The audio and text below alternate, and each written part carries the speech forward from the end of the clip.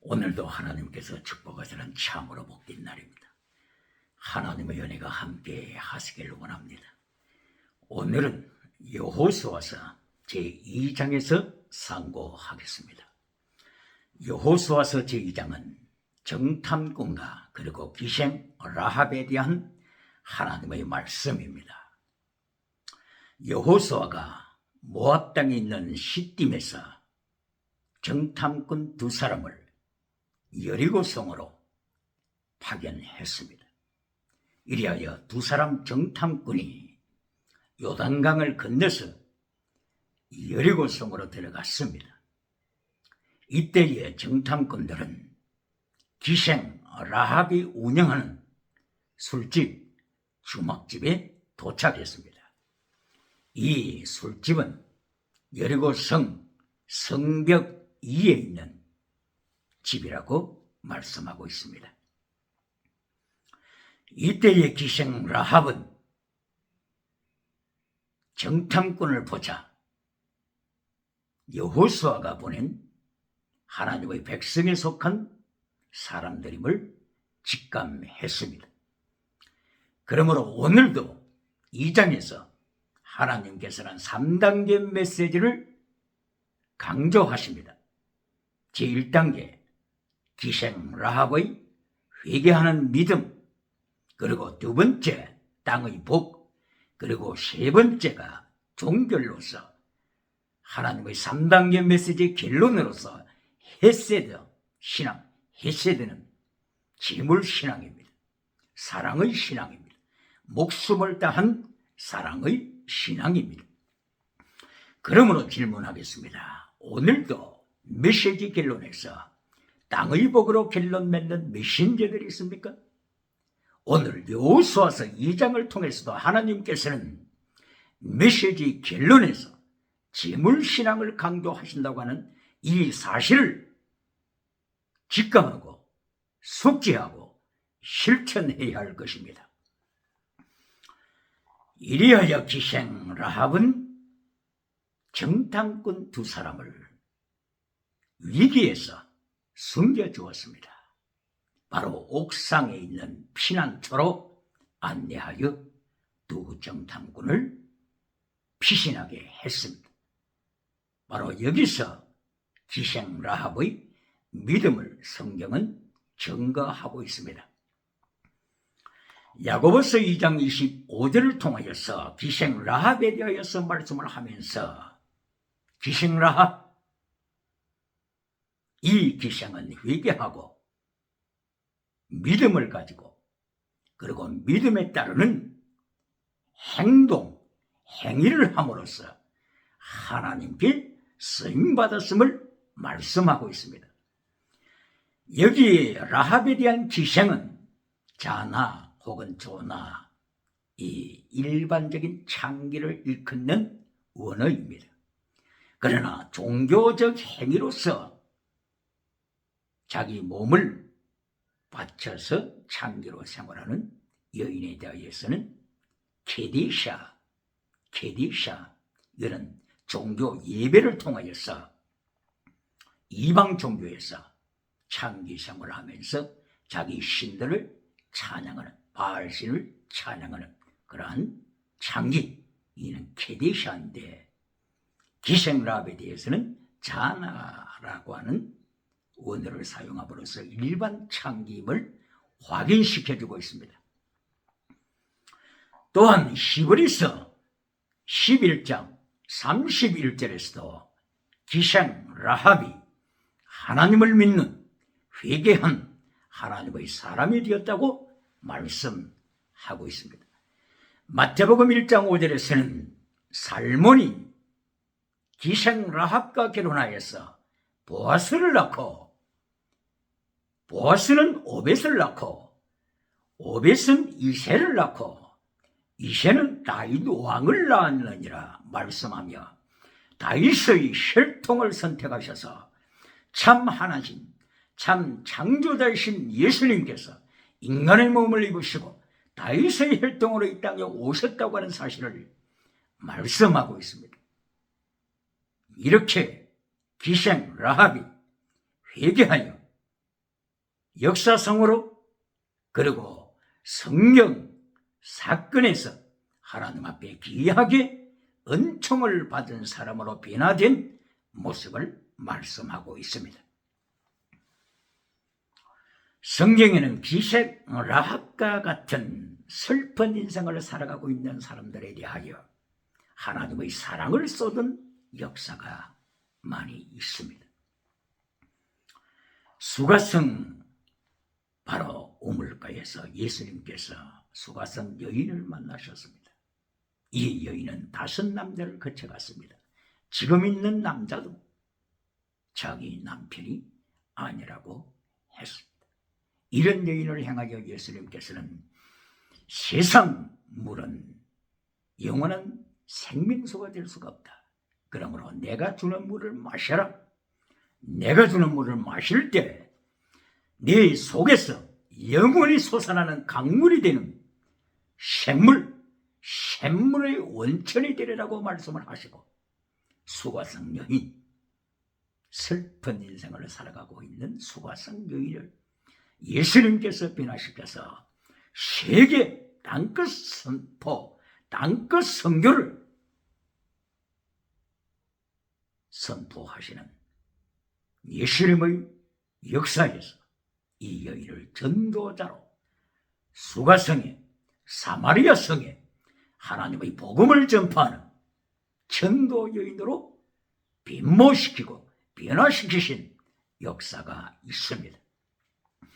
뿐만이 아니라 창세기 16장 7절 이하를 보게 되면 하갈이라고 하는 여인이, 애굽 여자 하갈, 그리고 사라에게서 쫓겨난 여인, 아브라함의 몸종으로서 불행하게 이스마엘을 잉태한 여인, 이 여인이 애굽길로 행하는 수르라고 하는 그 길목에서, 우물가에서 방황할 때 하나님의 사자 말락 오브 콧, 하나님의 사자가 우물가에서 하갈에게 나타나셨습니다. 그리고 네가 어디서 왔으며 어디로 가느냐? 다시 아브라함의 집으로 돌아가라. 여기에 하갈은 하나님의 사자 말락 오브 콧을 만난 후에 고백하기를, 내가 하나님을 만났다. 창조주 하나님을 만났다고 고백했습니다.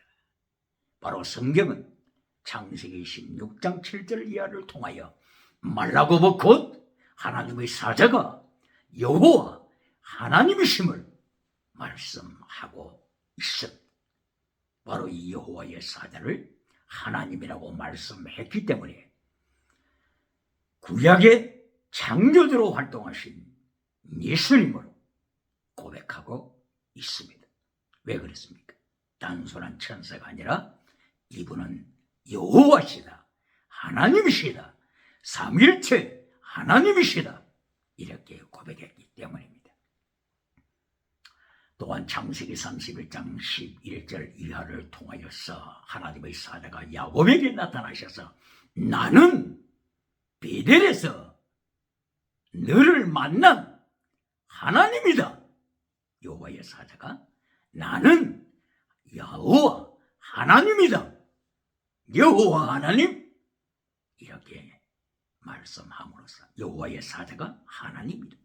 바로 이것은 구약의 신약에 나타나시기 전에 구약의 창조자로 역사하신 예수 그리스도 삼위일체 하나님으로 설명하고 있습니다. 할렐루야. 이렇게 신약에 오셔서는 예수님께서 수가성에서 슬픈 여인을 위로하시고, 구약에서는 하갈과 같은 절망하는 여인을 위로하시는 창조자 예수님을 이렇게 증거하고 있으면서 기생 라합, 슬픈 인생을 살아가고 있는 기생 라합을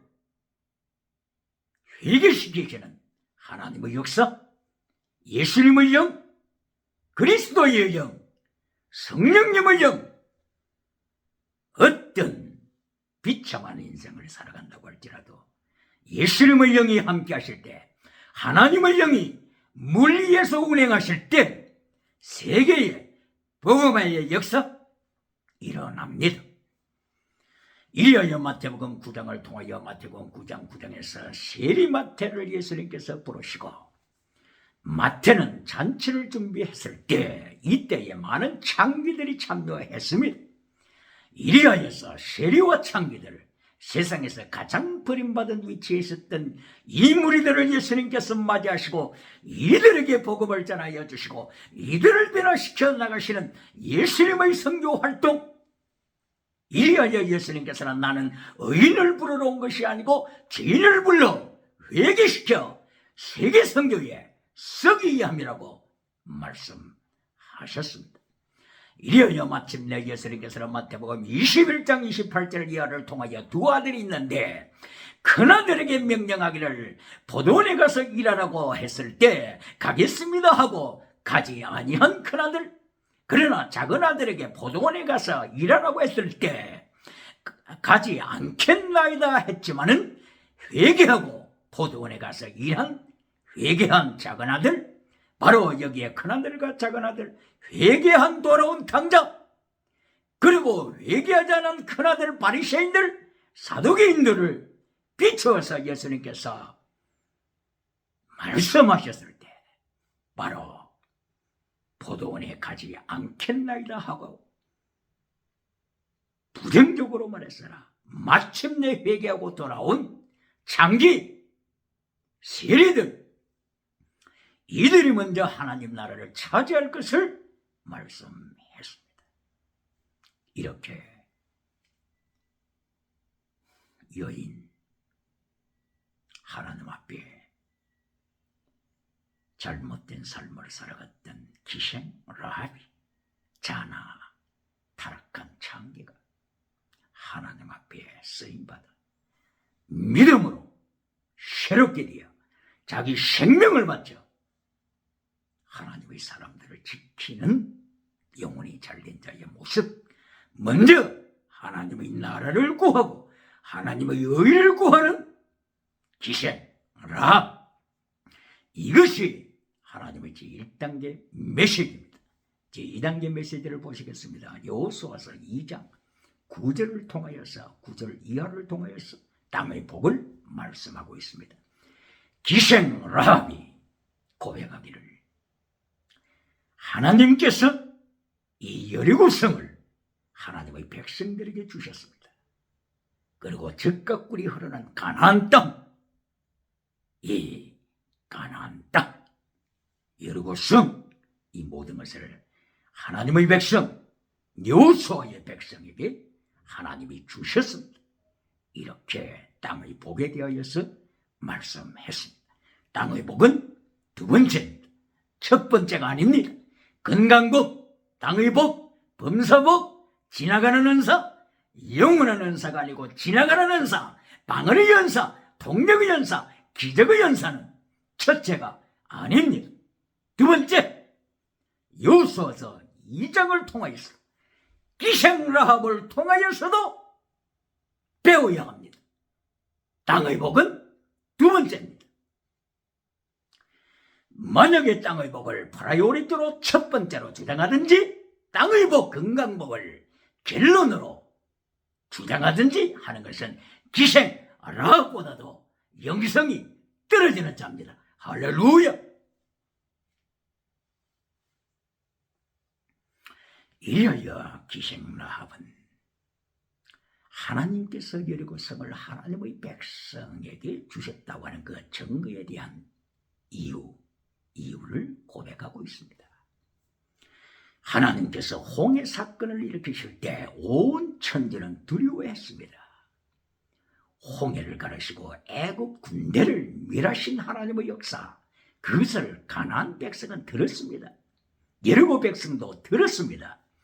그리하여서 온 천지가 상천하지의 하나님을 두려워했습니다. 라합은 상천하지의 하나님을 고백하고 있습니다. 하늘의 하나님, 땅의 하나님, 우주의 하나님, 우주의 하나님, 만물의 하나님. 이렇게 라합은 여호수아서 2장 9절로 11절로 계속하여 믿음을 고백하고 하나님이 땅을 주셨습니다. 바로 하나님께서 하나님의 백성들에게 이 가나안 땅, 젖과 꿀이 흐르는 땅을 주신다고 하신 약속은 창세기부터 계속하여 이어집니다. 창세기 13장 14절을 통하여 아브라함에게 동서남북을 바라보라. 내가 이 거대한 땅을 주리라. 서해 지중해부터 유브라데스 강까지 주리라. 너와 네 후손에게 주리라. 그리고 또한 창세기 15장 18절을 통하여서 다시 한번 애굽강과 그리고 유브라데스 강까지 너희에게 주리라. 창세기 2장 9절 이하를 통하여 비송기온 티그리스 유브라데스 강까지 너희에게 주리라. 그리고 출애굽기 23장 31절을 통하여서 홍해와 그리고 지중해 그리고 유브라데스 강까지 너희에게 주리라고 말씀을 하셨습니다. 그리고 민수기 34장 6절을 통하여서 서해 지중해로부터 유브라데스 강까지 주리라고 말씀을 하셨고 신명기 34장 2절을 통해서 다시 한번 지중해로부터 유브라데스까지 주리라고 말씀을 하시고 신명기 11장 24절을 통하여서 지중해부터 유브라데스 강까지 너와 네 후손에게 주리라고 말씀을 하셨고 여호수아서 1장에 들어왔을 때 1장 2절 이하여서 다시 한번 네 발이 닿는 곳만 지중해부터 유브라데스 강까지 너와 네 후손에게 주리라고 말씀하신 하나님의 약속의 말씀을 라합이 고백합니다. 9절에서 하나님께서 말씀하신 약속의 땅을 여호수아와 하나님의 백성들에게 주신다고 라합이 고백합니다. 두 번째가 땅의 복입니다. 다시 한번 질문하겠습니다. 오늘도 메시지 결론에서 땅의 복으로 메시지를 결론 짓는 메신저들이 있습니까? 요한상서 1장 2절에서 말씀을 결론 짓는 메신저들이 있습니까? 요한상서 1장 3절 이하에 진리의 말씀을 잘라버리고 땅의 복으로 결론 맺는 메신저들이 있습니까? 진리를 잘라버리고 라오디게아 죽은 영혼으로 만들어가는 메신저들이 있습니까? 4대 교회 지나가는 신유원사를 통하여서 살았다는 교회라고 소문은 났지만은 죽어버린 4대 교회 땅의 복으로 지나가는 은사로 결론 맺어버렸어. 4대 교회로 만들어가는 메신저들이 있습니까? 기생 라합에게서 배워야 합니다. 배워야 합니다. 먼저 된 자가 나중된다고 했습니다. 나중된 자가 먼저 되리라고 예수님께서 마태복음 19장 29절 이하에서 선포하셨습니다. 이하여 마침내 제3단계에서 라합은 여호수아서 2장 12절에서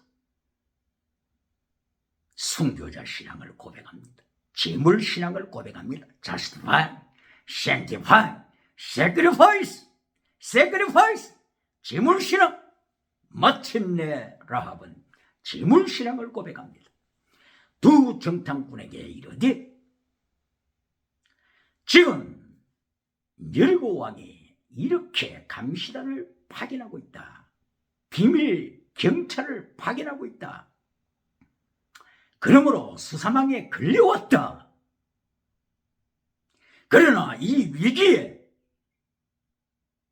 나 기생 라합은 헤세드 신앙을 고백하고 위기에서 정탐꾼 여러분을 지켰다. 헤세드 이 신앙을 고백합니다. 구약 율법의 핵심 용어가 무엇입니까? 세마디로 말하면 율법 세마디. 체덱, 미시pat, 헤세드입니다. 체덱은 righteousness의 믿음입니다. 믿음으로 의를 받기 때문입니다. 그리고 미시파트가 정의, 자스티스입니다. 그리고 진실입니다. 그리고 심판 내용을 가지고 있습니다. 그리고 헤세드, 하나님의 언약적인 사랑입니다. 목숨을 다한 사랑, 하나님의 언약의 사랑, 이것을 라합이 고백합니다.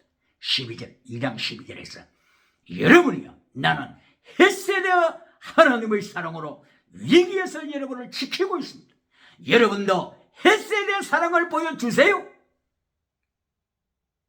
라합은 지금 현재 21세기 교회를 향하여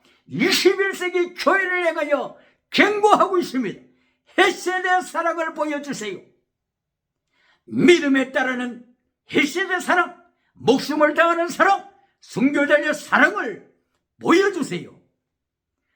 라합은 우리의 부모님, 우리의 형제들, 우리의 자매들, 그에 속한 모든 후손들의 생명을 지켜주세요.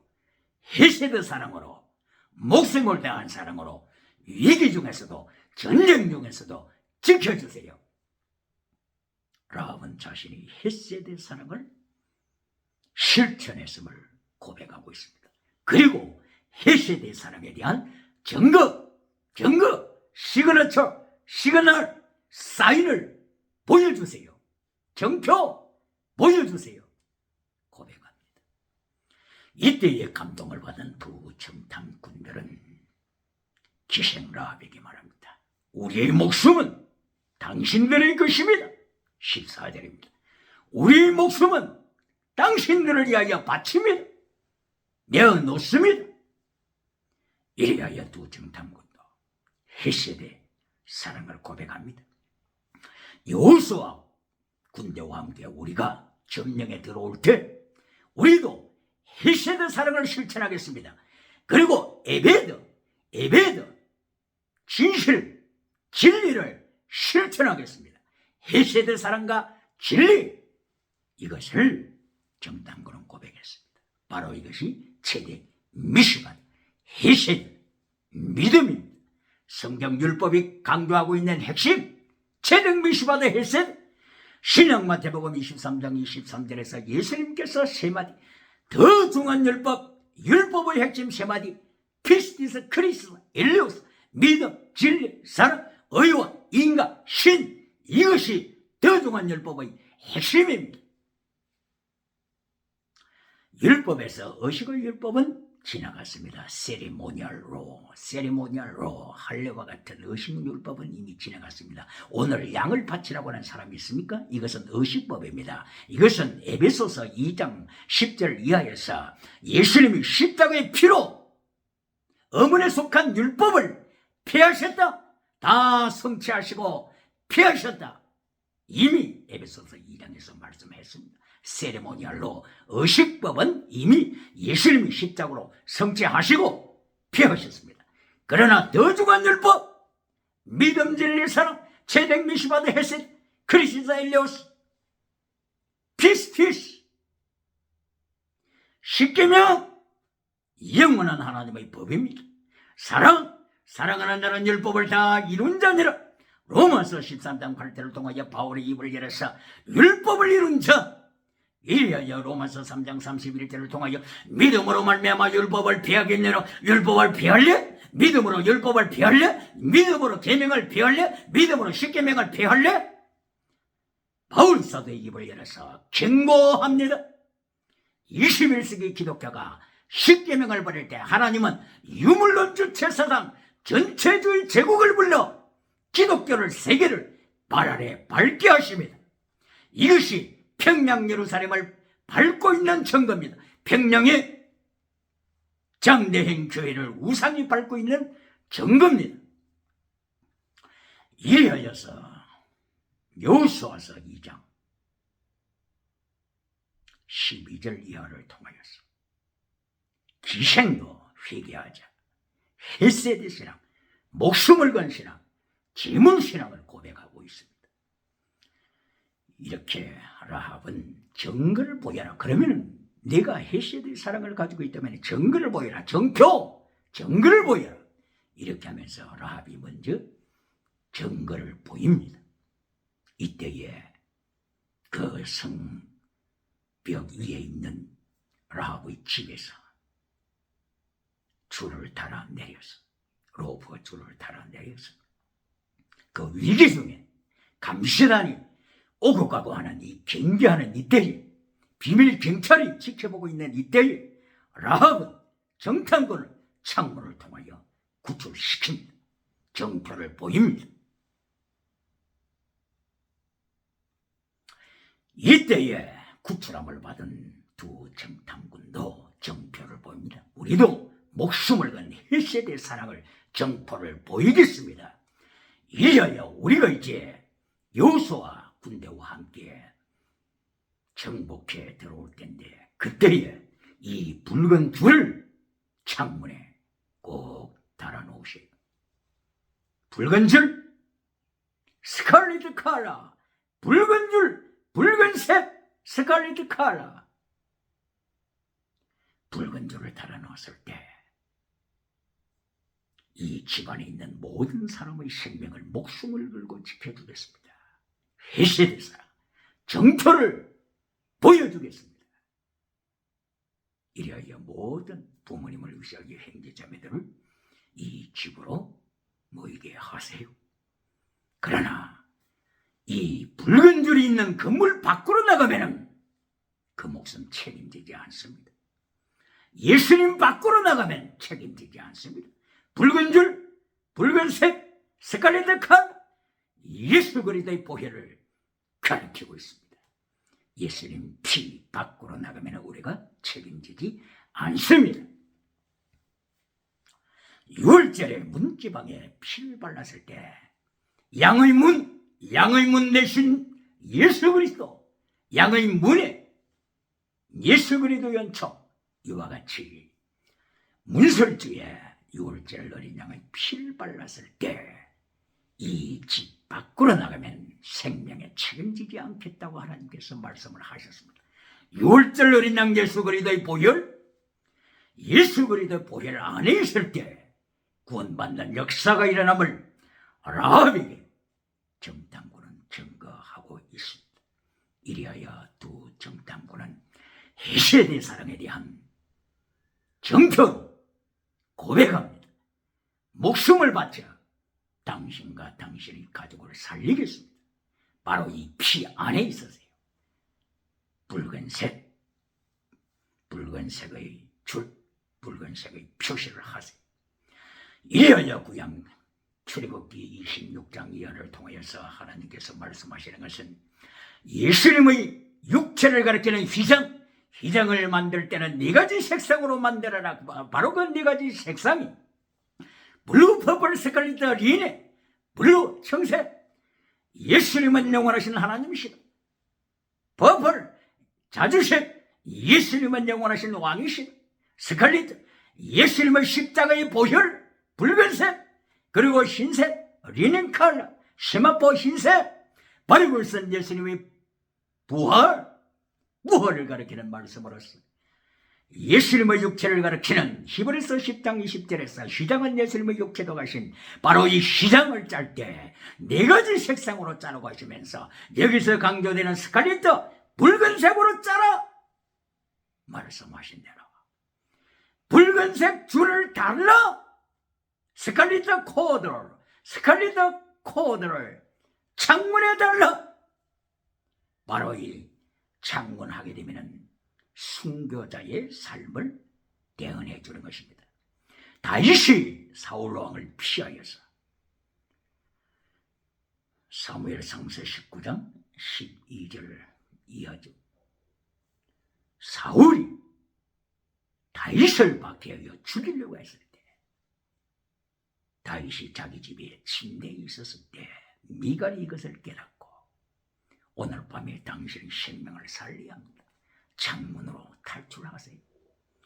이때에 다윗은 위기 때, 목숨을 건 위기 때, 하나님의 말씀을 지키기 위한 위기, 환란, 이때에 미가를 통하여 창문을 통하여서 탈출함으로 사울이 칼날에서 살아나서 라마나요 스쿨 라마나요 스쿨 사무엘상 19장 19절 라마나요 스쿨에 도망하여 피신하여 사무엘을 만나 위대한 왕으로 탄생하게 됐습니다. 그러므로 창문을 넘어 도피하다. 이것은 환란에 참여한 자를 말씀하고 있는 것입니다. 사도행전 9장 15절을 이하에서도 회개한 사울이 바울이 되었죠. 바울이 다메섹에서 박해를 받을 때 밤에 강저리에 몸을 싣고 성벽을 넘어서 탈출함으로 예수님의 환란에 참여한 바울, 예수님의 환란에 참여한 다윗왕, 예수님의 환란에 참여한 붉은 피의 색상 있는 줄이 있는 창문을 넘어 탈출한 두 정탐꾼 예수님의 환란에 참여한 이들, 어찌하여 오늘도 예수님의 환란에 참여하지 말고 천국 가서 면류관 받으라고 하는 메신저들이 아직도 있습니까? 빌라델비아 교회와 같이 환란 받지 않고 천국 가서 면류관 받으라고 하는 거짓 메시지를 전가하는 메신저들이 있습니까? 빌라델비아 교회처럼 위기를 당하고 환란에 참여한 교회가 어디 있습니까? 데살로니가 교회처럼 위기를 당하고 환란에 참여한 교회가 어디 있습니까? 데살로니가 전서 1장 4절 이하에 내가 너희를 택하심을 하노라. 택하심을 하는 이유 너희가 환란에 참여했다. 너희가 환란에 참여했다. 너희가 예수님의 환란에 참여했다. 이것이 택함 받은 자의 증거다. 말씀했습니다. 오늘도 하나님의 3단계 메시지를 지켜 땅의 복이 결론이 아니라고 하는 것을 깨달아. 땅의 복은 하나님의 메시지의 결론에서, 땅의 복은 두 번째요. 결론 메시지는 sacrifice, justify, sanctify, sacrifice. 기생락도 회개하고 sacrifice 신앙으로 나가는 이 놀라운 역사.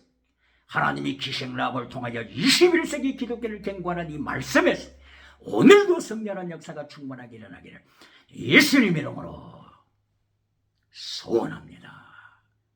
할렐루야.